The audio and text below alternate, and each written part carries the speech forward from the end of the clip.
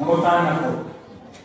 Kinsa man sa inyo ang dili gusto na ma-impeach si Vice President Sara Duterte. Salamat. So halos tanan dili ta gusto na ma-impeach si Sara Duterte. Nang muhangyo ko, kinin mo impeachment, pasaptol ang mga. Wala ni mo agi sa proseso. Wala mo agi sa proseso. Ilan yung shortcut. I-shortcut ni dali-dali. Last day, sa sesyon na mo sa Congress. Ang gihimo ni Martin Romualdez, ipatawag ang mga congressman sa iyang opisina. Andan na dito ang papeles na pirmahan para sa impeachment ni Vice President Sara Duterte. Muna, pagkamot dito, sige, pirma. Putog sa mga pirma, tagaan o mga 150 million. Nakapay pagkapin ng mga ayuda. Nakapay infrastructure. Ingon na kakurang si Martin Romualdez. O bitaw na ako, uban si Jimmy Bundok, uban si Atty. Tomasio, uban pa mga abogado. Among gikiha sa ombudsman, si Martin Romualdez o katong uban ng mga ombudsman. Gikiha na mo for graft and corruption. Karon, ang mahitabo, tungkol kay napili na magputayo, di na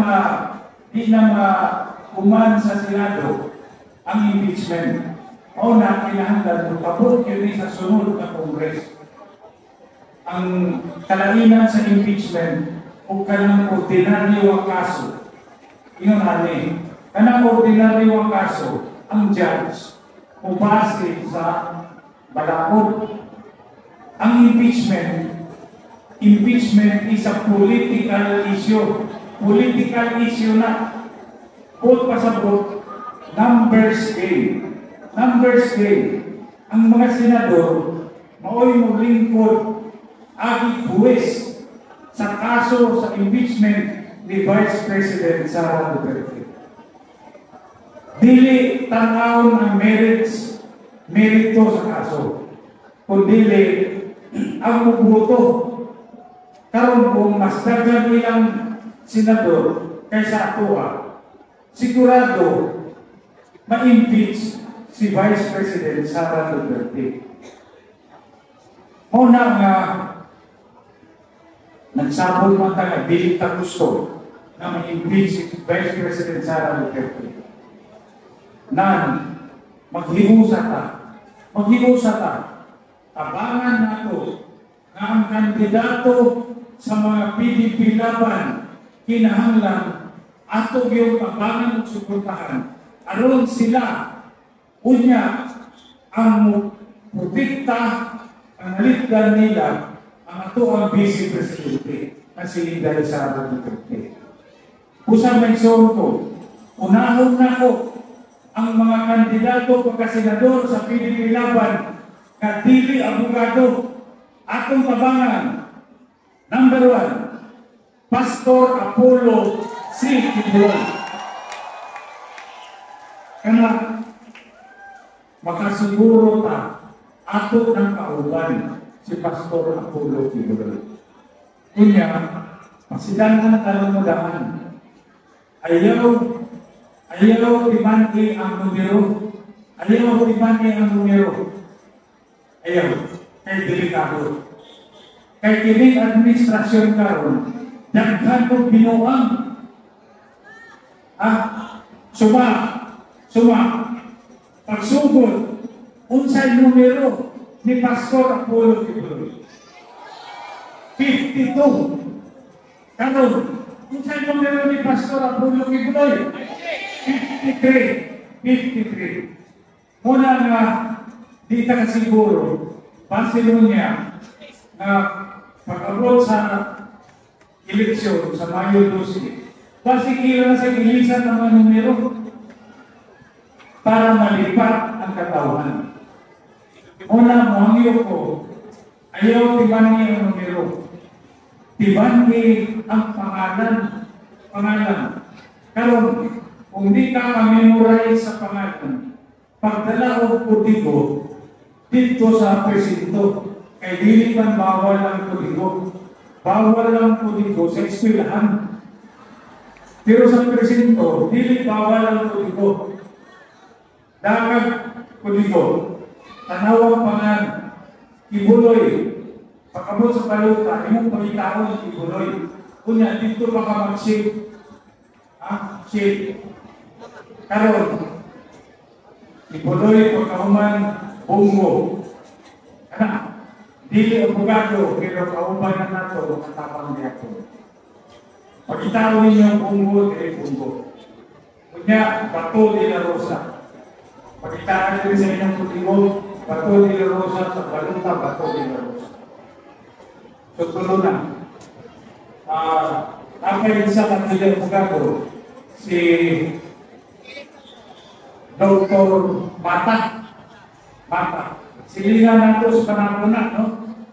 O, kung mahinumdum mo, giindurso na si Dr. Mata, giindurso ni President Rodrigo Duterte dito sa Hong Kong. Una siya ni gidakop sa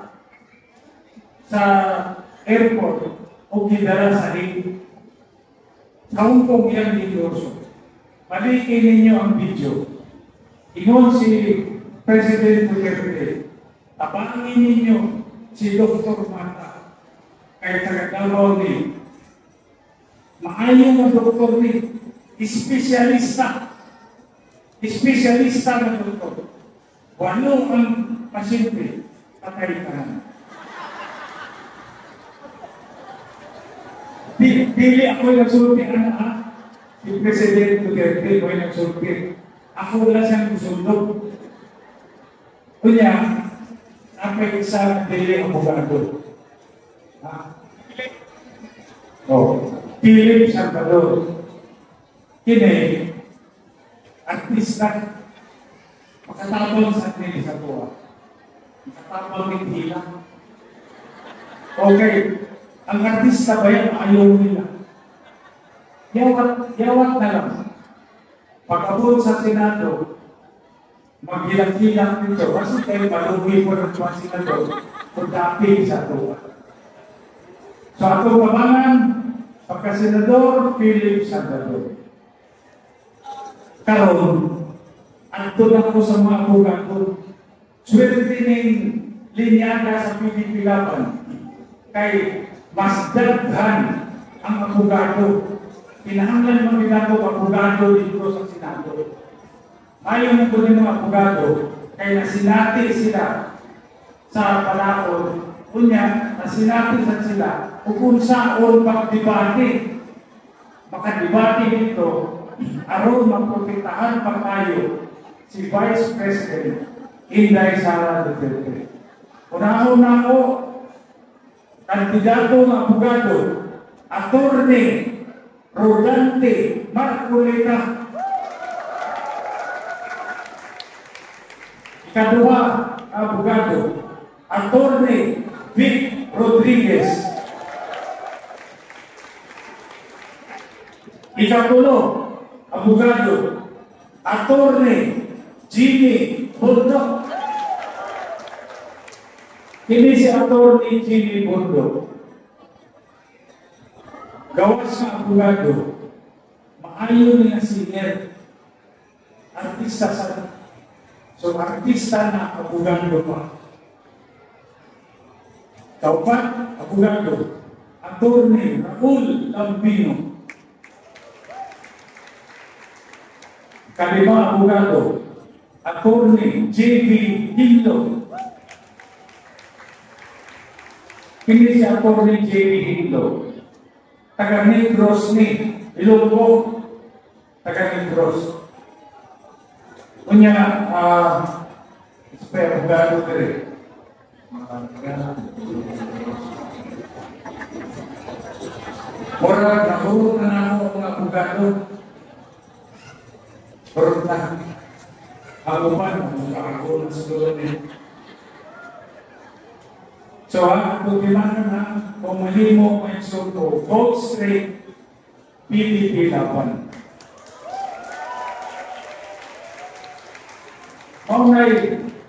Una sila ang gitawag na Duterte. Duterte. Eh, ako man sila. Duterte. Unya, pakulang katong i-announce ni Congressman Pulong Duterte. Paggawas niya, bisita sa kanyang amahan. Paggawas niya, di-interview. Unya, inom siya nga, nakailuha ka kandidato, ang itugang ang iyang amahan na pasuportahan. Ang isa, si Gringo Hunasan. So, Hunasan, plus 2, Gringo Hunasan. Ang isa, si Ariel Kirubin. Hindi si Ariel Kirubin, kung ano ang retired armed forces, no? Muni ang naidlaw nga talagsano na kita ng Medal of Valor. Medal of Valor, tagsara mga tawag ni anak o isa na tinawag ni anak si Ariel Kirubin. Huwag pasabot, si Ariel Kirubin kung sa turong lingwahe at tapang na tao. Kaya kung nakay Medal of Valor at tapang na tao ka. Una, idugang na ito, Gringo Hunasan at Ariel Kirubin.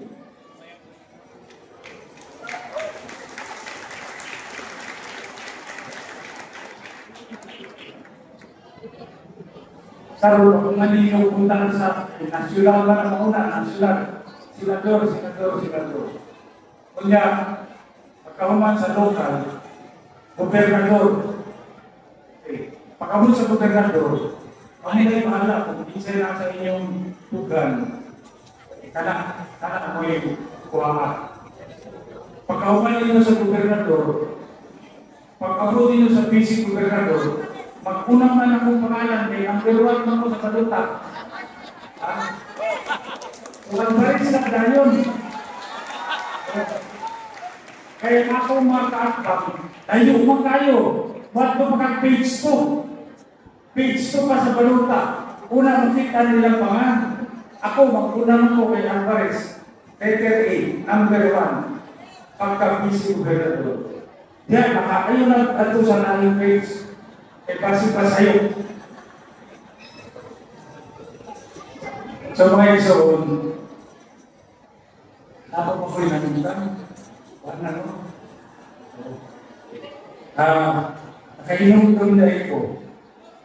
Katong ni aking tuig, kung mainom doon mo, mula ko na abot diri sa distrito. Katong ikaw bahak na grabe ka na po. Lunod dito sa District 1. Ikan sa Tagum. Kung biyahe ka, barangay Pagsabangan, padung Asunsyon, nato sa Kapalong, muli ka sa wala, tubig, di sa tuo, tubig. Kunya makita namin yung ibabaw sa tubig, at itong mga atop sa balay, tanan balay, nasa ilaw sa tubig. Una, daghan ang apektuhan sa baha, i-evacuate sa evacuation center. Karon, nakita ako, ang akong kapika sa kinabuhi, sayo sa buntak, mga alas 4 sa countdown. Watos palengke. Araw na ilutuon pamakaw sa mga tao na nasa evacuation center kung may apektuhan sa baha. Sa buntag, ang lutuon nila, arus kaldo, kanang lugaw na ay maron. Kunya, pagkahapon, alas 4 sa hapon, balik na sa palengke, mamalingke. Ano na natin sa lutuon ng kanihapon para sa mga tao. Sa buntag, Roscaldo, pagkaroon sa hapon, panihapon, lobi kay bukat na sa tiyan, makasustiner, hatod sa buntag. Moto nga, mulakaw sa iyo sa balay, para ihatod ang mga pagkaon sa evacuation centers. Pag-ulit nila sa balay, mga alas 11 sa gabi, makita na ko sa ilang nagway, ang kakapoy. Kapoy yung tayo. Kita na ko sa ilang naong kapoy sa among mga staff, ang kakapoy. Ngayon ka, mulakaw sa iyo, uli o alas 11 sa gabi, kapoy yung tayo. Kunya, kumusta ko? Kumusta yung nakaw sa maiman? Kaya katong mga tao na natutong, nakakaon, ang mga bata na nagsili o hilak tungkol sa nagutom, nakakaon sa ningundang o hilak. Kunya, namutan ako ito nga, namoy nakita na uban na politiko na nanghatag ng pagkaon. Insya, wala man kami-ramay ng hatag dito. So yung ko nga, namoy nakita na nanghatag ko tanang hamburger.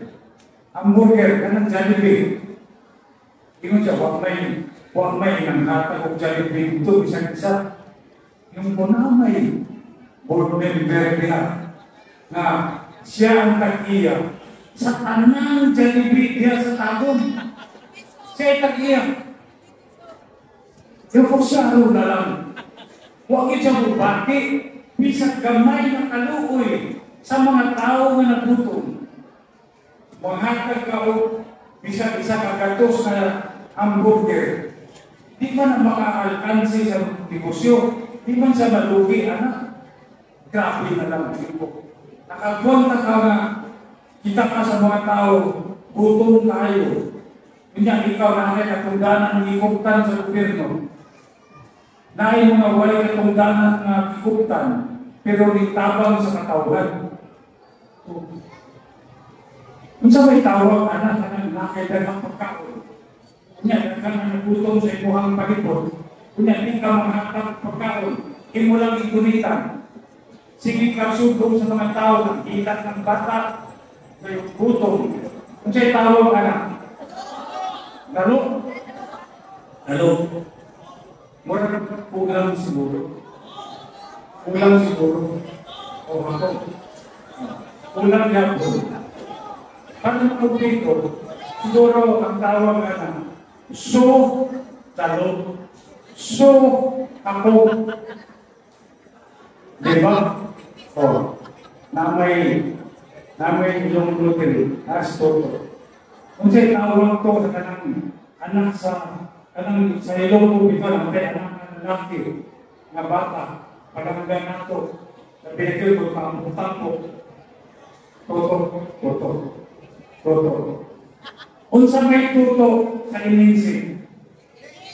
Tete.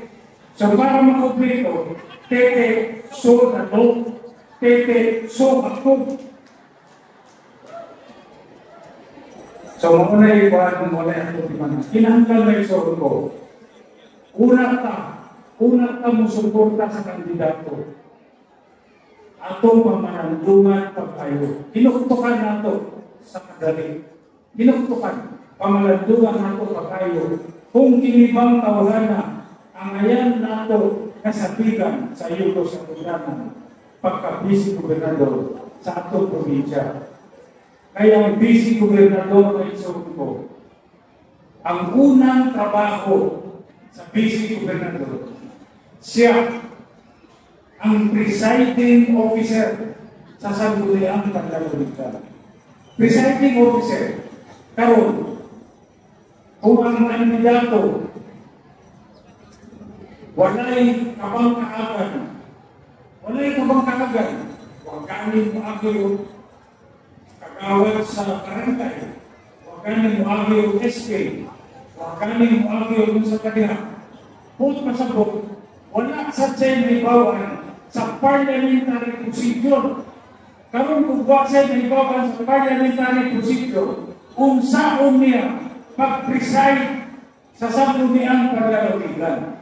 Mahita ko, pamahimo siyang katawanan dito sa sangguniang pagkarulitan. Gawas niya na ang vice gobernador sama na sa kanang sakyanan. Di man ang mudagan ang sakyanan, di mong biyahe. Napinaog layo ang imuhang tuon. Kunya, makita yung reserva. Magdala kang reserva. Aron sa inyo, kung mag-flat ang ligid sa sakyanan, nakakaipuli na reserva para ang sakyanan, pakadagan pa para makita o vulcanize siya. Karon, ang vice gobernador, yung reserva sa siya. Reserva. Kung pananglitan ang gipili ng gobernador pagkagabi urumon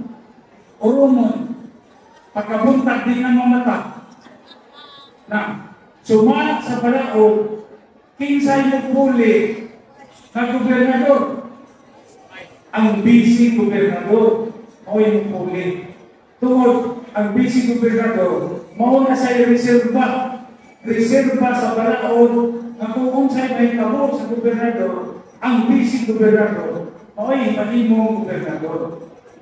Karon, kung mupili ka o vice gobernador, na way nahibawan, unsa may mahitabo, mura sa sakyanan, nagkuha ka o sakyanan, kuha ka driver na walay lisensya, walay nahibawan sa pag-drive, tungkol kay wala sa kabangkaagan sa pag-drive. Unsa mahitabo sa sakyanan, kung dili kahibalo mo drive, ang driver na nilingkod sa pagpipiga.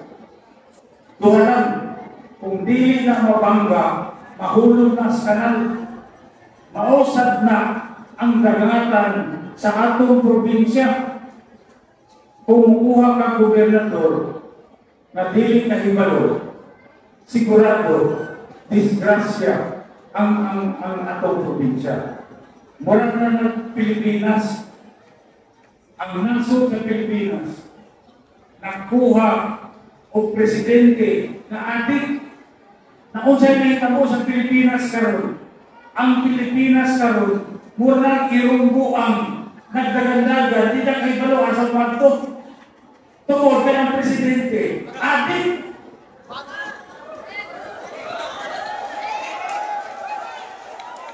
Maubing tao na naningkamot yun sila na ma-impeach si Vice President Sara Duterte kay nahadlok sila na kung unsay may kamo sa atin kung pananglitan na overdose na sa drugs, sobrang suyo, di na mamata, kinsay Presidente, Vice President Sara Duterte.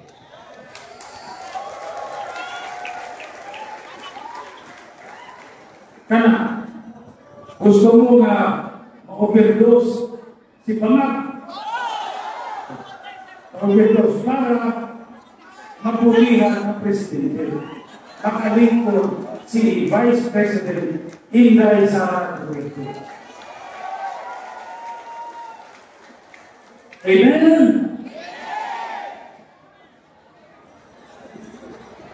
Sa mga igsoon, ako naman nahatod sa inyo ang ang katriyuhan, mensahe, karong gabi naman.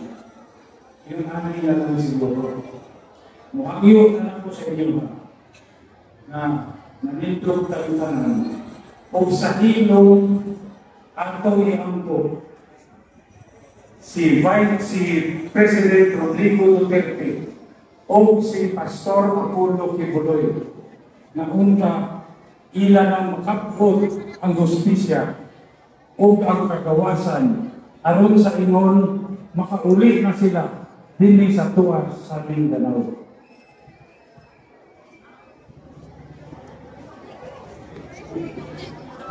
Ginoo tabangi kami. Amen. Daghang salamat o maayong gabi kanatong tanan.